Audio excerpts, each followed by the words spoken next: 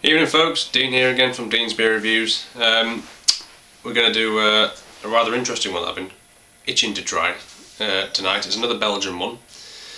It is, as the festive season is fastly approaching, these good strong dark ales are good for the season, good for winter.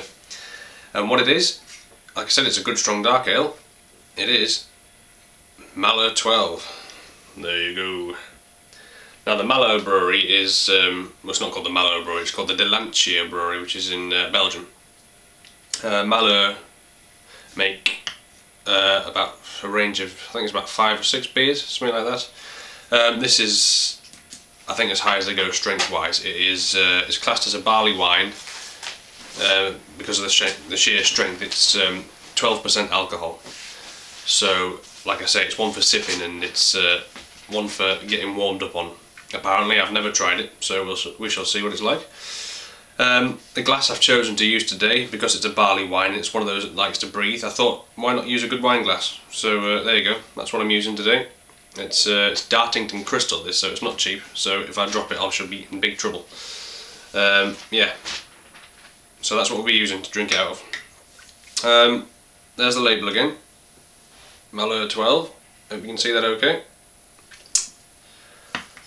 Again, it's a bottle conditioned beer as well, obviously, like most of these are, so it's going to have sediment at the bottom, so just pour it carefully and leave a tiny bit in the bottom. Right, Malheur 12, let's go. Crack it open.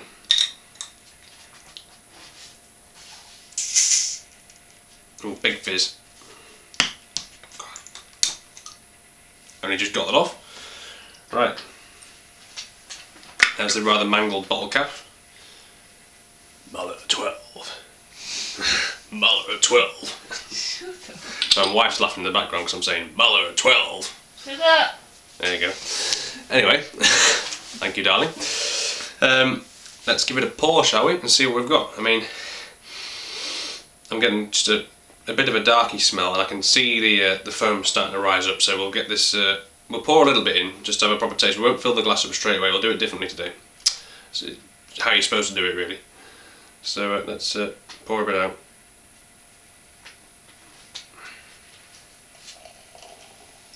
There we go. Let's let the head settle a bit. And, well, it's a thick head, however, that didn't take much to do either. I poured that very carefully, it's just shot out. The head is, visually, the whole thing, it's bubbling, it keeps bubbling up like it's still fermenting or something. It's an off-white thick head. It's leaving a reasonable amount of lacing, as you can see. Like I said, lacing is when it sticks to the glass. Visually, holding up to the light, it's like a dark brown. There's ambery hues to it, but it's a very dark brown. It's not black, it's not like a stout, but it's a very, very dark brown, amber hued colour.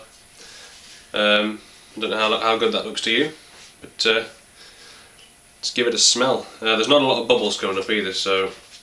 Oh, hang on. Yes, there are. The darkness masks that very well, but there's quite a lot of carbonation coming out of that. So let's swizz it around and give it a good old sniff. Wow. It's your typical dark fruity... That's a cliche. Everybody says dark fruit, but it does. It's like a dark, curranty, raisiny, dark fruity sort of smell. Sorry, I'm a bit congested, so if that sounded a bit gross, apologies. Yeah, it smells quite nice.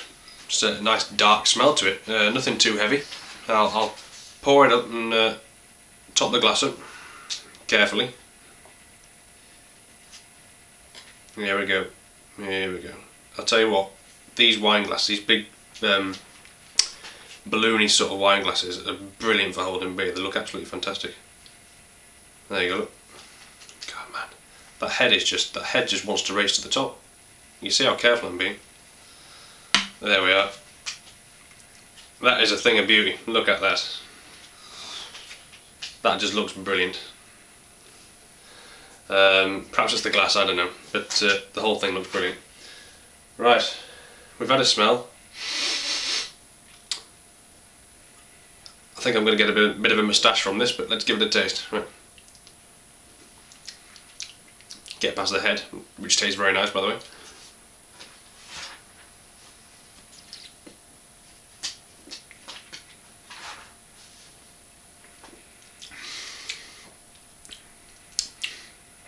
First thing I will tell you, you want to be a bit careful with this, because for 12% alcohol by volume, it's masked rather well.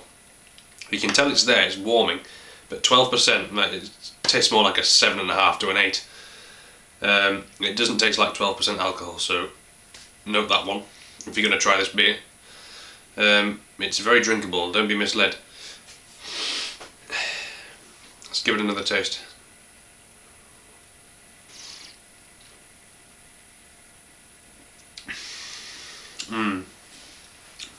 There's a burnt sort of soury taste, a coppery taste on the back of your tongue, similar to an aftertaste of perhaps a stout or something like that.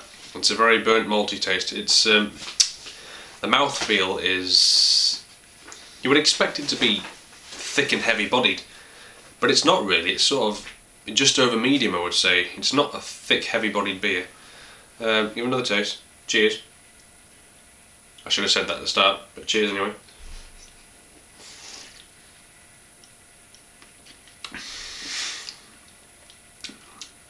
Yeah, that second time you get a bit of a creamy sort of sticky, although it's not a heavy bodied beer, like I said, you still get a stickiness.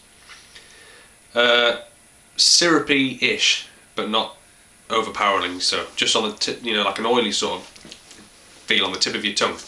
You know, like if you have like a fresh cream cake or something, and that residue it leaves behind on your tongue, but in a nice way. It's it coats the mouth nicely, so you get a good taste.